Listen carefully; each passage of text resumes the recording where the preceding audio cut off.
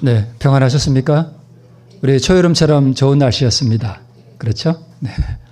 자, 우리 그림에 우리 보면 무슨 장면 같죠? 우리 성만찬 예식을 지금 하고 있습니다.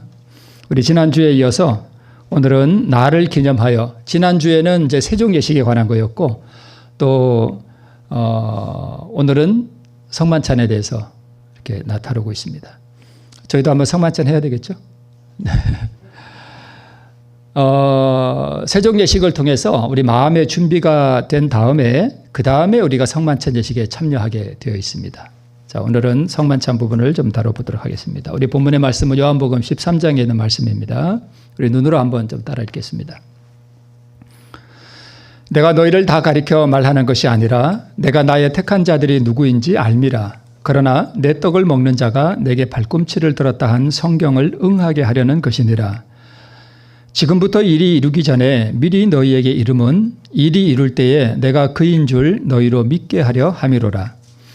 내가 진실로 진실로 너희에게 이르노니 나의 보낸 자를 영접하는 자는 나를 영접하는 것이요 나를 영접하는 자는 나를 보내신 이를 영접하는 것이니라. 예수께서 이 말씀을 하시고 심령에 민망하여 증거하여 가라사대 내가 진실로 진실로 너희에게 이르노니 너희 중 하나가 나를 팔리라 하시니 제자들이 서로 보며 누게 대하여 말씀하시는지 의심하더라. 예수의 제자 중 하나 곧 그의 사랑하시는 자가 예수의 품에 의지하여 누웠는지라. 시몬 베드로가 머리짓을 하여 말하되 말씀하신 자가 누구인지 말하라 한데 그가 예수의 가슴에 그대로 의지하여 말하되 주여 누구오니까?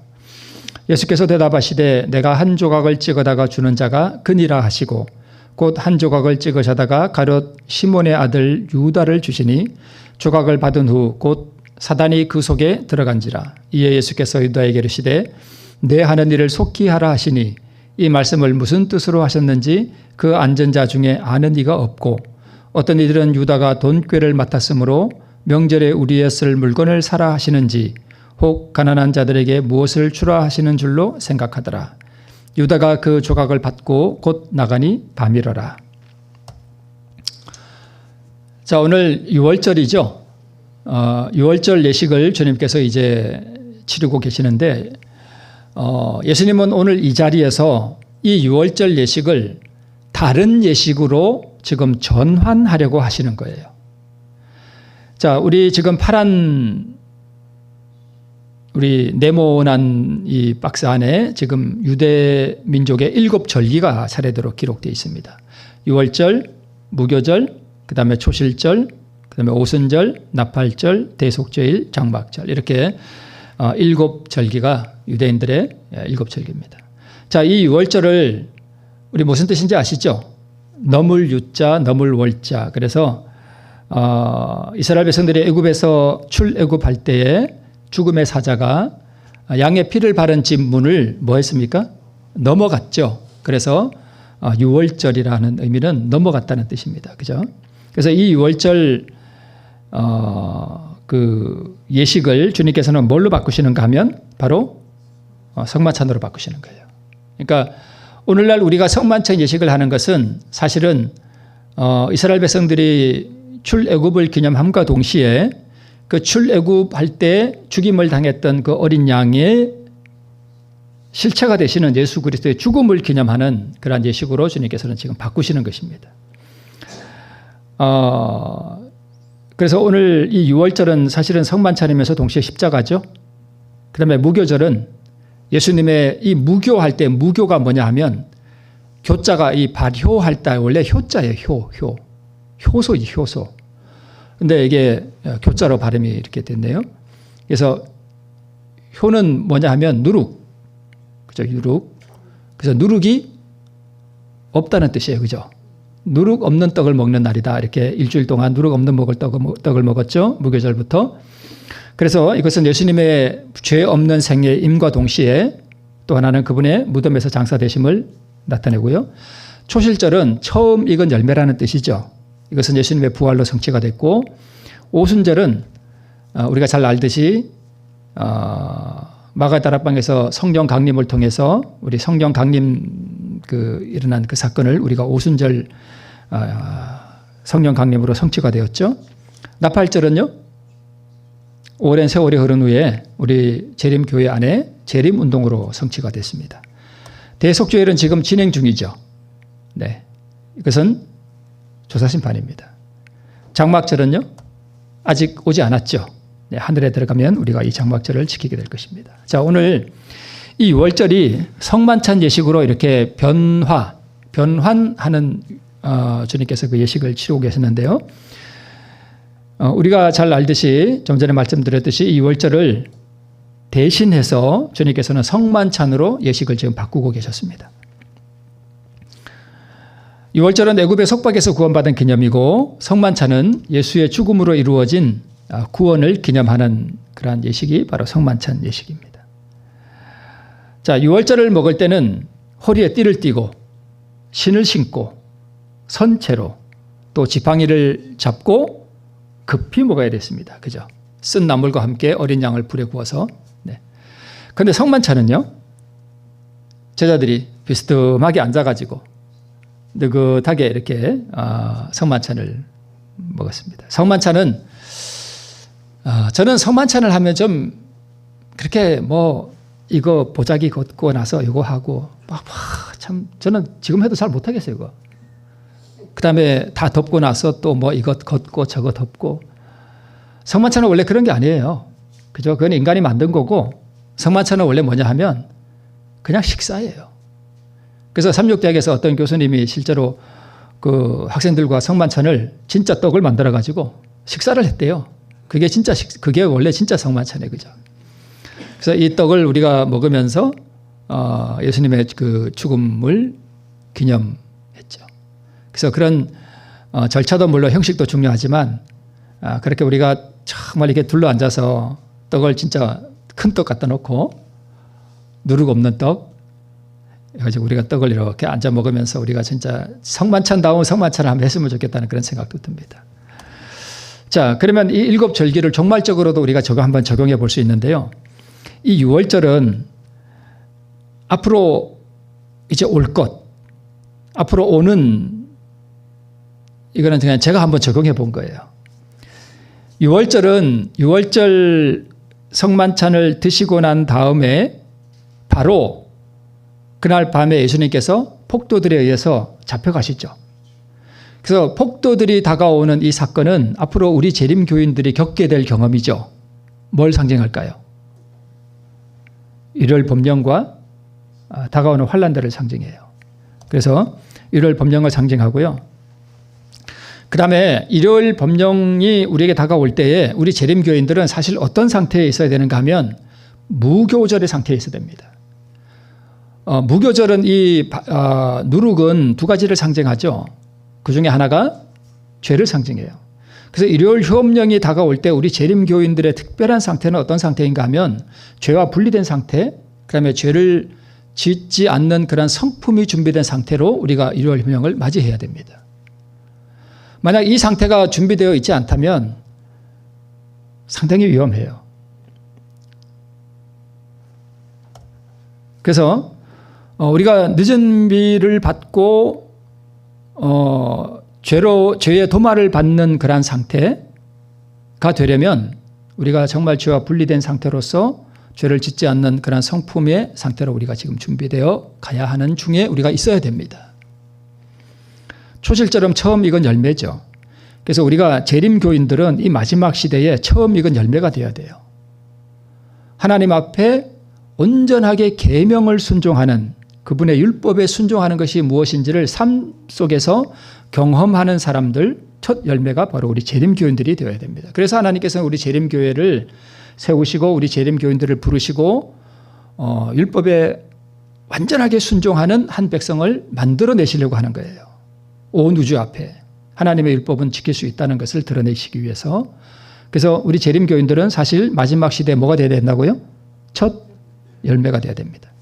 그 다음에 오순절은, 원래 오순절에는 떡 2개를 만들어서 이렇게 먹었죠. 그래서 이 떡 2개가 사실은 저는 종말적으로 어떻게 적용되는가 하면 우리 재림교인 중에 이렇게 준비된 이들과 개신교회 중에 정말 신실하게 준비된 이들이 하나로 연합하게 됩니다. 이 일들이 일어나게 돼요. 그래서 저는 오순절을 마지막 리즘비에 적용, 그러니까 동시다발적으로 진행되고 또 적용되면서 동시에 두 교인들의 연합으로 저는 봅니다. 자, 그래서 레위기 23장에 보면 오순절을 지킬 때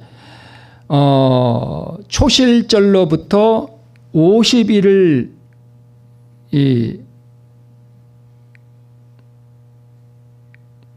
계산해서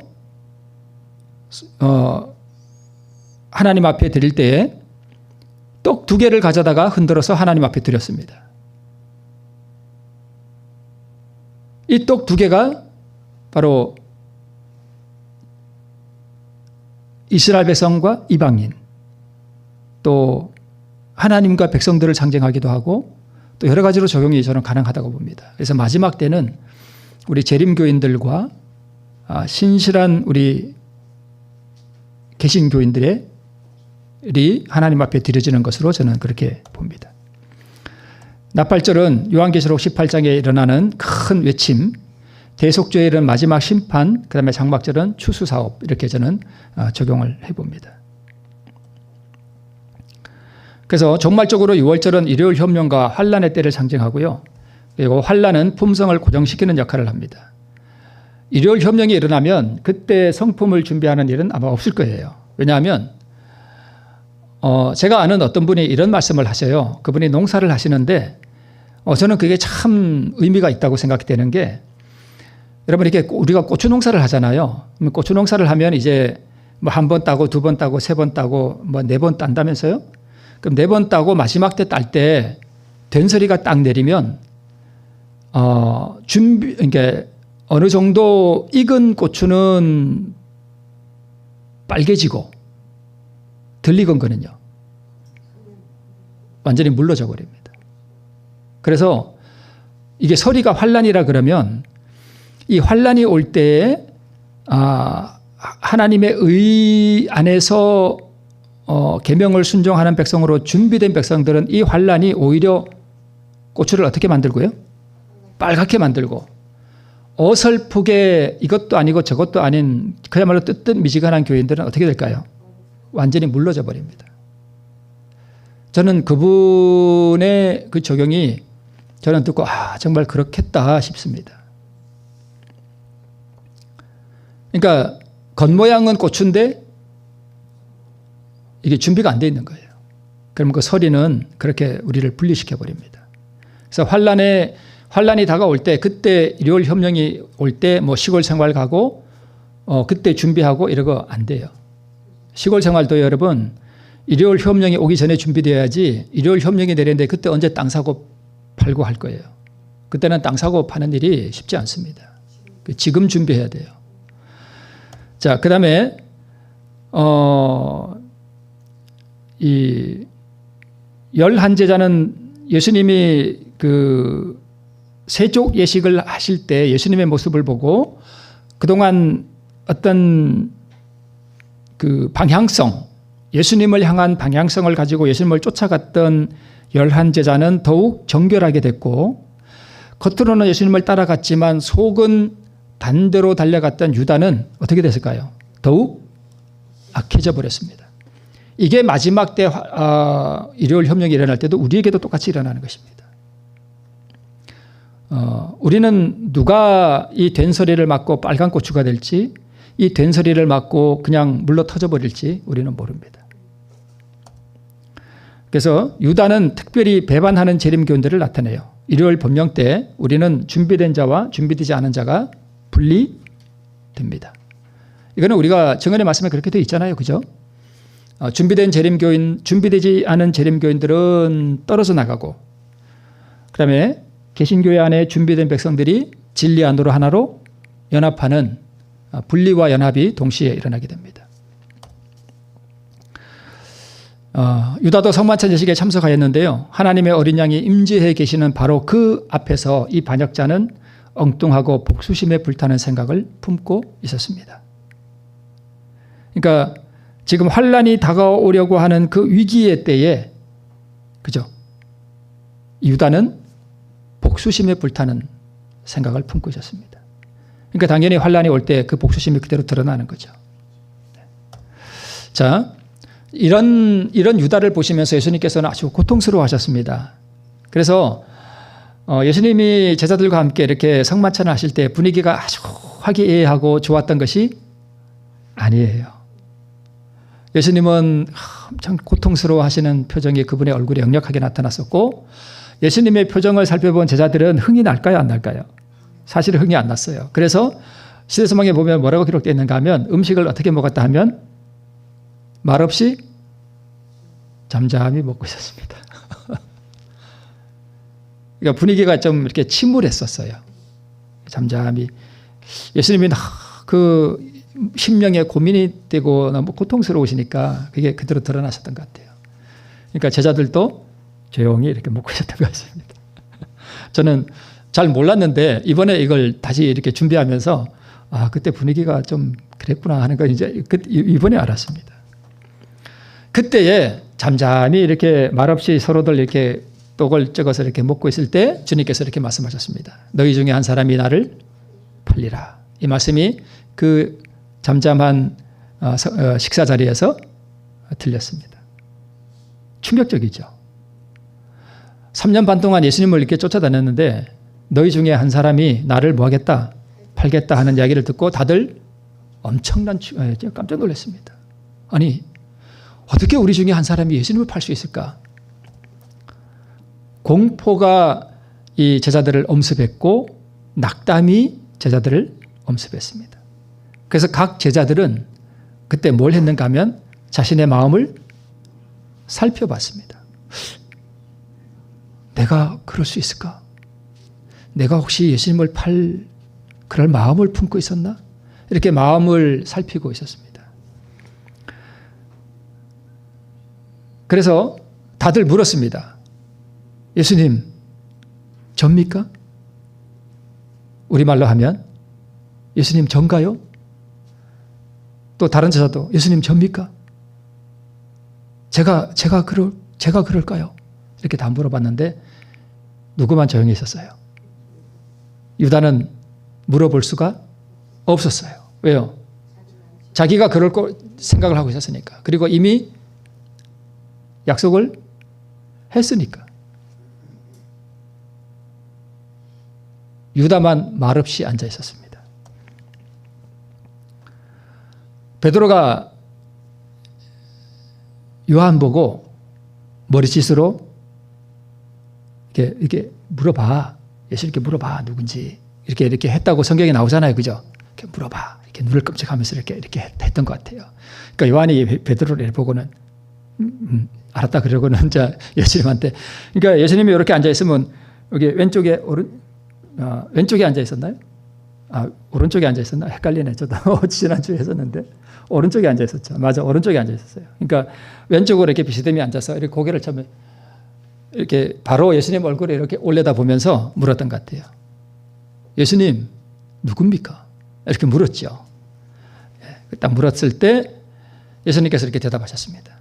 대답하여 가라사대 나와 함께 그릇에 손을 넣는 그가 나를 팔리라. 그때 예수님의 손이 어디에 있었는가 하면 그 빵떡 그릇에 가 있었어요. 그런데 그때 동시에 누가 그 그릇에 같이 들어왔는가 하면 유다의 손이 거기 같이 들어왔습니다. 대답하여 가라사대 나와 함께 그릇에 손을 넣는 그가 나를 팔리라. 인자는 자기에게 대하여 기록된 대로 가거니와 인자를 파는 그 사람에게는 화가 있으리로다. 그 사람은 차라리 나지 아니하였다면 제게 좋을 뻔하였느니라. 이렇게 말씀을 하셨는데 이때 분위기가 어땠냐 하면 요한이 주여 누구오니까 라고 물을 때 다른 제자들은 서로 웅성웅성거리고 누구지? 누가 그럴 수 있을까 하면서 약간 소란스러웠습니다. 그러면서 그때 상황을 이렇게 시대서방이 말씀하고 있습니다. 혼란한 중에 유다는 요한의 질문에 대답하시는 예수님의 음성을 듣지 못했습니다. 나와 함께 그릇에 손을 파는 자가 나를 팔리라 하는 얘기가 오수선하고 오수수수 하는 소리에 유다가 듣지 못했습니다.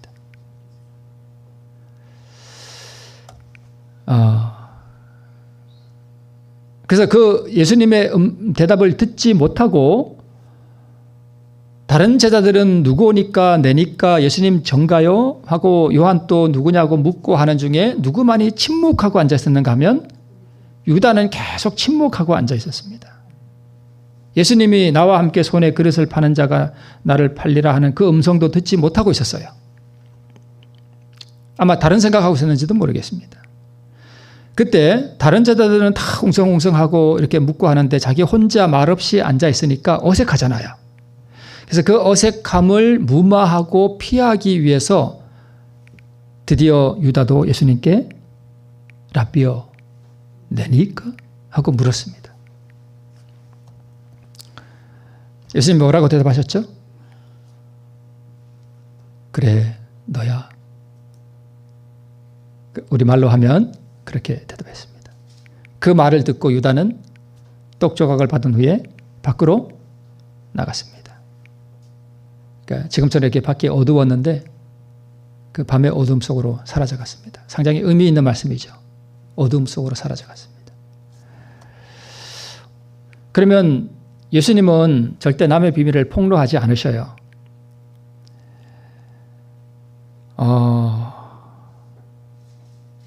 근데 예수님은 왜 폭로하셨을까요? 유다는 돈꾀를 맡고 있었고요. 그 돈꾀 중에서 일부를 자기 주머니에 넣었거든요. 예수님은 그걸 다 알고 계셨어요. 한 번도 그것을 예수님께서 폭로하지 않으셨습니다. 그런데 자신을 유다가 팔리라고 하는 것은 예수님이 왜 폭로하셨을까? 그것을 이렇게 말씀하고 있습니다. 첫 번째는 자신이 메시아라는 증거를 제자들에게 주시기 위해서 그렇게 했습니다. 왜 그런가 하면 만약에 예수님이 잠잠히 계시다가 그걸 전혀 말씀하지 않으셨다가 유다가 예수님을 배반하고 그렇게 당해서 만약에 끌려갔다면 우리 예수님은 다 미래를 아시는 분인데 왜? 그럼 모르셨나? 하고 제자들이 뭐 할까요? 의심이 들어요. 그분이 메시아가 맞나? 이런 생각이 들 거 아니에요. 그죠? 그래서 그러면 그분은 닥쳐올 일을 잘 알지 못하는 그냥 평범한 사람일 뿐이구나 이런 생각이 들 수도 있습니다. 그래서 고난의 때에 이 예수님의 이 폭로는 제자들에게 뭘 줄 것이었다고 기록되어 있는가 하면 바로 그분이 진정한 메시아라고 하는 믿음을 줄 것이었습니다. 그래서 유다의 죽음을 봤을 때에 인자를 파는 그 사람에게는 화가 있으리라 하는 예수님의 말씀을 딱 기억하고 이분이 예수님이 자기 제자 중에 유다가 자기를 팔 줄 다 아시고 인자를 파는 그 사람에게는 화가 있겠다고 한 그 말씀이 유다에게 그대로 이루어졌구나. 이분이 진짜 메시아구나 하는 그 믿음을 주기 위해서 폭로하셨습니다. 유다가 어떻게 죽었죠?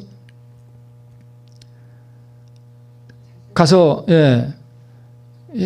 끌려가는 예수님의 모습을 보고 양심의 가책을 받아가지고 대제사장에 가서 자기 받은 돈 던져줬죠. 받으래. 예수님 풀어달라니까 안 풀어주니까 돈 던져버렸잖아요. 그리고 나가서 나무에 목을 맸습니다. 근데 유다가 키가 훤칠하고 몸무게가 좀 나갔던 것 같아요.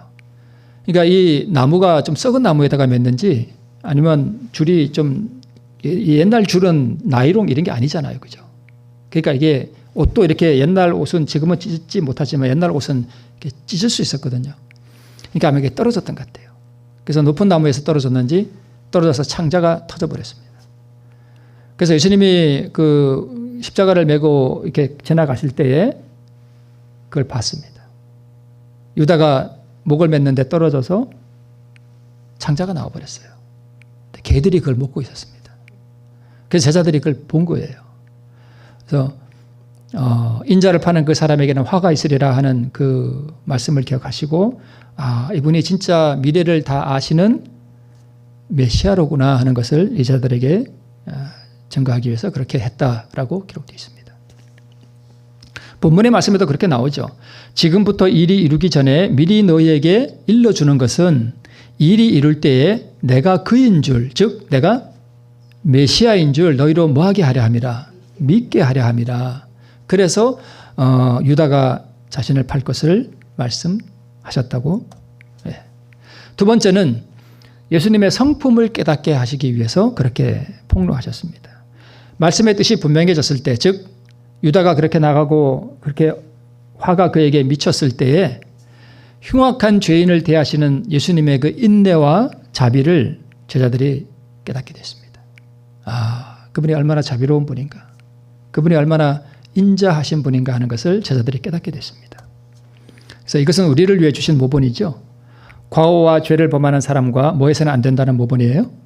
절연해서는 안 된다는 모본을 우리에게 주셨습니다. 12제자는 뭘 상징하는가 하면 교회를 상징해요. 그래서 교회 안에는 유다 같은 사람이 어느 교회나 있습니다. 자, 그래서 우리가 성만찬 예식을 할 때는 하나님과 사단이 모두 참석합니다. 실제로 참석해요. 하나님은 그분의 자녀들을 섬기기 위해서, 또 유다와 같은 자에게는 누가 섬기기 위해서 올까요? 사단이 섬기기 위해서요. 참 희한하죠? 성만찬 예식을 진행하고 있는데, 지금 여기 떡을 먹고 세종 예식을 하고 이렇게 예식에 따라서 이렇게 진행하고 있는데, 천사들도 참석하고 마귀와 그의 사자들도 참석을 하는데, 똑같이 성만찬 예식에 참석하는데 어떤 사람은 마귀의 봉사를 받고요, 어떤 사람은 하나님과 천사의 봉사를 받습니다. 그러면 누가 천사의 봉사를 받고 누가 마귀의 봉사를 받을까요? 이게 세족 예식이라고 하는 그러한 겸손 예식을 통해서 자기를 비우지 않은 사람에게는 누가 봉사할까요? 마귀와 그의 사자가 봉사하고요. 자, 세종 예식의 목적은 먼저 성만찬 예식에서는 이렇게 하래요. 우리에게 주신 권면입니다. 결점을 기억하고 슬퍼하지 말아라. 과거의 종교적 경험에 얽매이지 말아라. 과거의 종교적 경험, 내가 옛날에 이런 뜨거운 경험을 했고, 아니면 내가 옛날에 이런 쓰라린 실패의 경험을 했건 어쨌건 다 그런 것들도 기억하지 마라, 이런 뜻입니다. 옛날에 뜨거웠던 경험을 자꾸 얘기하면 별로 신앙에 도움이 안 돼요. 현재가 중요한 거지, 과거에 무슨 뜨거운 경험하고 무슨 경험을 했던 거, 그거 이미 다 지나간 거예요. 아무 효험이 없습니다. 자, 슬픔의 시간이 되어서는 안 되고요. 그러면 형제들과 차이점을 생각하지 말고 이렇게 하라. 즉 기쁨과 또 감사와 찬양의 예식이 되도록 하라, 이런 뜻입니다. 왜 그렇게 해야 되는가 하면 세종 예식에서 문제가 다 해결됐기 때문이다. 뭐가 해결됐느냐? 죄가 자복되었고 지난날의 과오가 다 반성이 되었고 의견 충돌에 대한 화해가 여기서 뭐 해졌기 때문에? 이루어졌기 때문에. 교회도 의견 충돌이 있을 수 있나요? 네, 있을 수 있습니다. 그런데 이 의견 충돌에 대한 화해가 이루어지지 않으면 사실 성만찬 예식이 아니라 할지라도 의견 충돌에 대해서 마음에 뭔가 이렇게 미움이나 뭔가 이렇게 악의를 가지고 있는 사람들한테는 누가 항상 따라다니면서 봉사하는가 하면 마귀와 그의 사자들이 항상 따라다니면서 봉사해요. 그러나 의견 충돌에 대한 또는 죄에 대한 또는 이런 것들에 대한 반성이 있고 그런 것들에 대한 자복이 이루어지고 그런 걸 내려놓으면 누가 봉사해요? 천사들이 와서 봉사한다는 것입니다. 그래서 사랑을 기억하고 구원의 기쁨을 누리라. 죄를 뉘우치는 마음으로 예수님의 죽음을 묵상하라고 우리에게 말씀하고 있습니다. 그래서 세종 예식의 목적이 바로 이거예요. 죄를 자복하고 반성하고 의견 충돌에 대한 화해가 이루어졌다. 이걸 한마디로 딱 표현하면 제가 그렇게 자주 말씀을 드리는 뭐예요? 자아가 포기되는 거예요. 그러니까 세종 예식은 자아 포기 예식입니다. 내가 내려가는 거잖아요. 자기를 완전히 비우는 거잖아요. 죄를 내려놓고 모든 의견 충돌에 대한 자아도 다 내려버리고 내가 없어지는 경험이죠. 그러니까 이렇게 될 때 주님께서 우리를 위해 봉사하시고 복을 주신다는 것입니다.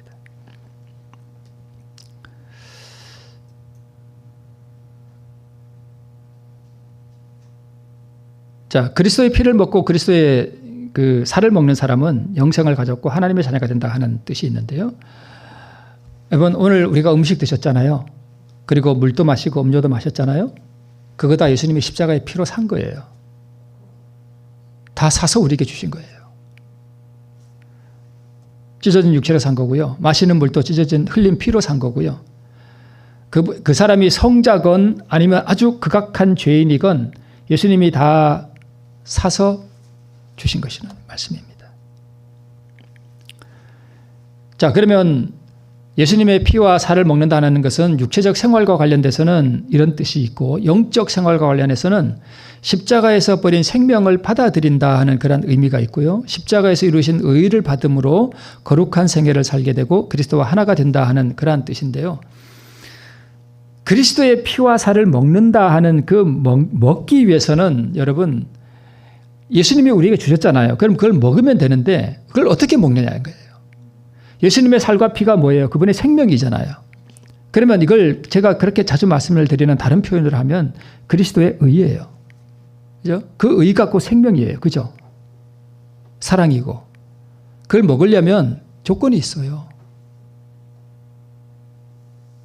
겸손 예식을 해야 돼요.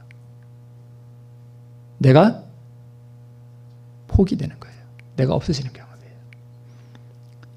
그렇게 되면 그냥 저절로 먹게 되는 거예요. 어떻게 먹나 이렇게 염려할 필요가 없다는 것입니다. 믿음으로 우리 주님의 큰 희생을 생각할 때에 그 영혼은 그리스도의 영적 생애와 같아진다라고 말씀하고 있고요. 마지막으로 자, 우리 이 말씀 보고 마치겠습니다. 구주의 다함이 없는 사랑을 바라보는 자는, 그러니까 성만찬을 통해서 우리는 뭘 바라보는가 하면 예수님의 십자가와 그분이 우리를 위해서 흘리신 그 찢어진 살과 흘리신 피를 바라보는 거죠. 그 사랑을 바라보는 자는 사상이 향상되고 마음이 순결하게 되고 품성이 변화될 것이다. 그는 나아가 세상의 빛이 될 것이요 이 오묘한 사랑을 어느 정도 반사할 것이다. 그러니까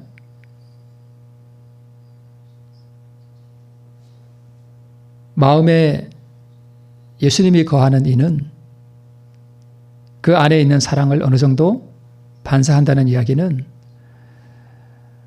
다른 사람을 대할 때에 인색하게 하는 것이 아니라 어떻게 대해요? 너그럽고 후하게 다른 사람을 대하는 정신을 가지고 살아간다는 뜻입니다. 그리스도인은 절대 인색하지 않습니다. 너그럽고 후한 사람이 그리스도인이에요. 오늘 꼭 성만찬 예식을 해서가 아니라 우리 삶 속에서 나를 내려놓고 그리스도의 살과 피를 먹음으로 우리가 이러한 사랑을 가진 성도들 다실 줄 믿고 감사를 드리면서 우리 예배를 마치겠습니다.